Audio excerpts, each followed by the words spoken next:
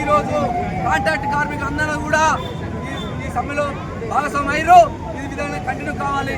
ఎందుకంటే మనందరం ఐక్యంగా ఉంటేనే పోరాటం చేస్తాం, విజయం సాధిస్తాం. ఆ విధంగా కాంట్రాక్ట్ కార్మికులను కూడా రెగ్యులైజ్ చేయాలని చెప్పేసి ఈ డిమాండ్లో ఉంది. ఆ డిమాండ్ కూడా పరిష్కారం కావాలని చెప్పేసి ఐక్యంగా ఉండాలని చెప్పేసి మేము కోరుతూ ఉన్నాం. ముఖ్యంగా ఈ తెలంగాణ రాష్ట్ర ప్రభుత్వంలో చూసుకుంటే ఈరోజు అత్యవసర క్యాబినెట్ సమావేశం పెడుతున్నాడు. ఈ అత్యవసర క్యాబినెట్ సమావేశంలో రేవంత్ రెడ్డి నువ్వు పోరాటం చేసి గెలిచి సీఎం అయినావు. నువ్వు ఈరోజు ఆర్టీసీ అన్నలు రోడ్ల మీదకి వచ్చిర్రు. రాష్ట్రం దిగ్బంధం కాకముందుకే నువ్వు ఈరోజు సామరస్యంగా చర్చలు చేసి ఆర్టీసీ అన్నల డిమాండ్ పరిష్కారం చేయాలి. లేని పక్షంలో ఈ తెలంగాణ రాష్ట్రంలో ఉన్న ప్రభుత్వ రంగ సెక్టర్లన్నిటి సంఘటిత రంగ కార్మికుల్ని అసంఘటిత కార్మికులందరినీ కూడా రోడ్ల మీద తీసుకొచ్చి రాష్ట్ర ప్రభుత్వాన్ని దిగ్బంధం చేస్తామని చెప్పేసి లేని పక్షంలో జాగ్రత్తగా ఉండాలని చెప్పేసి కోరుకుంటూ మీరు చేసే ఈ న్యాయమైన డిమాండ్ల కోసం చేసే సమ్మెకు అన్ని విధాలా ఎల్లప్పుడూ మీకు మద్దతుగా ఉంటామని చెప్పేసి తెలియజేస్తూ ఈ అవకాశం ఇచ్చిన అధ్యక్ష వర్గానికి ధన్యవాదాలు తెలియజేస్తూ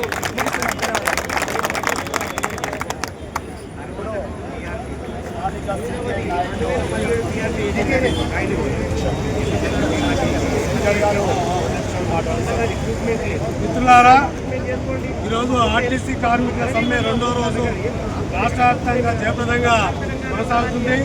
97 డిపోలలో కూడా మొత్తం కార్మికులు ఐక్యంగా ఏఐసీగా ఏర్పడి మరి మొత్తం బస్సులన్నింటినీ కూడా ఆపేసి ఈ యొక్క సమ్మెను జయప్రదంగా నిర్వహించడంలో కార్మికులు విజయం సాధించడానికి మీ అందరూ కూడా తెలుపుతున్నాను.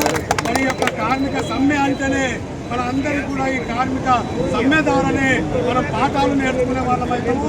కాబట్టి ఈ సమ్మె అంటేనే మరి సమ్మె ద్వారా మనము ఈ ప్రభుత్వాన్ని గద్దెదించేలాగా మనం పోరాటం అనేది మనం చెప్పదలుచుకున్నాము. మనం ఇంతకుముందు అయితే కేసీఆర్ ప్రభుత్వం ఉన్నప్పుడు 53 రోజులు సమ్మె చేశాం. ఈ సమ్మె మనకు కొత్త కాదు.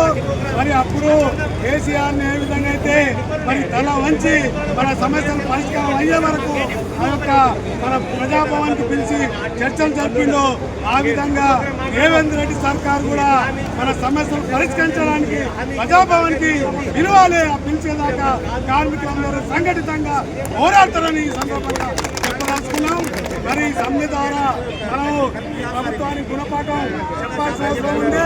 మరి ఈ యొక్క ఆర్టీసీ కార్మికులు అంటే మరి చులకనగా చూసే రకంగా ఈరోజు ప్రభుత్వం తయారైంది.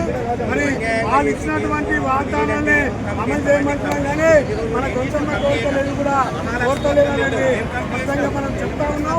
మరి అయితే 32 డిమాండ్లు 32 డిమాండ్లు ప్రధానంగా మనం చెప్పవలసింది మన ఆర్టీసీని ప్రభుత్వంలో విలీనం చేయాలనేది ప్రధాన డిమాండ్గా ఈరోజు ఉంది. అట్లాగే ప్రభుత్వ ఉద్యోగులుగా గుర్తించాలని చెప్పేసి ఉంది. అట్లాగే ఏదైతే మనకు ఈ యొక్క ఎలక్ట్రిక్ బస్సులు ఉన్నాయో వాటిని ప్రభుత్వం ద్వారానే నడపాలనేది ప్రధాన డిమాండ్గా ఉంది. అట్లాగే అన్ని సమస్యల పరిష్కారం గురించి ఈ సమ్మె ఈరోజు కొనసాగుతుంది. మరి ఈ సమ్మె జరుగుతుందంటే ముఖ్య ఉద్దేశం ఈ ప్రభుత్వాన్ని బాధ్యత అనేది కూడా మనం గుర్తించాలి. మరి ఇంతవరకు కూడా మరి 41 రోజుల ముందు నోటీస్ ఇచ్చిన మరి ఏ ఒక్క రోజు కూడా కార్మికుల టీఎస్ నాయకులను పిలిచి మేము పరిష్కరిస్తామని చెప్పలేదు ఈ ప్రభుత్వం. ఎంతో సిగ్గుసేటు అనేది మనం అర్థం చేసుకోవాలి. మరి రేవంత్ రెడ్డి సర్కారు ఎవరి కోసం పనిచేస్తుంది అంటే ఒక్కసారి మనం ఆలోచిస్తే మరి ఉన్నోళ్ళ గురించి ఈ రేవంత్ రెడ్డి సర్కారు పనిచేస్తుంది. పెట్టుబడిదారుల కోసమే పనిచేస్తుంది, కార్పొరేట్లకే పనిచేస్తుంది. కానీ అలాంటి రోజు 18 గంటలు 16 గంటలు కార్మికులు పనిచేస్తున్నటువంటి పరిస్థితి ఈ రేవంత్ రెడ్డి కనిపిస్తలేదని మనం ప్రశ్నించదలుచుకున్నాం. ఈరోజు మహాలక్ష్మి పేరుతోటి మరి బస్సులు మొత్తం కూడా ఎంత ఫుల్ రష్గా పోతున్నాయో మరి మన కండక్టర్లు మన మహిళా కండక్టర్లు కూడా ఎన్ని ఇబ్బందులకు గురవుతున్నారో మనం రోజు చూస్తూ ఉన్నాం. అయినా కానీ ఈ యొక్క ప్రభుత్వానికి మరి ఏ విధంగా కూడా మరి కనిపిస్తలేదు. కాబట్టి ఈ దున్నపోతు ప్రభుత్వాన్ని మరి సూదు పొడిచి మనం మేల్కొల్పాల్సిన అవసరం ఎంతైనా ఉంది. ఆ విధంగా కార్మికులు చేసి తరఫున మొత్తం అందరు కార్మికులందరం కూడా మరి కలిసికట్టుగా పోరాడాలి. పోరాడితే పోయేది ఏం లేదు, బాలిక సంఖ్యలు తప్ప అనేది మన నినాదం. కాబట్టి ఐక్యత పోరాటమే మన నినాదం.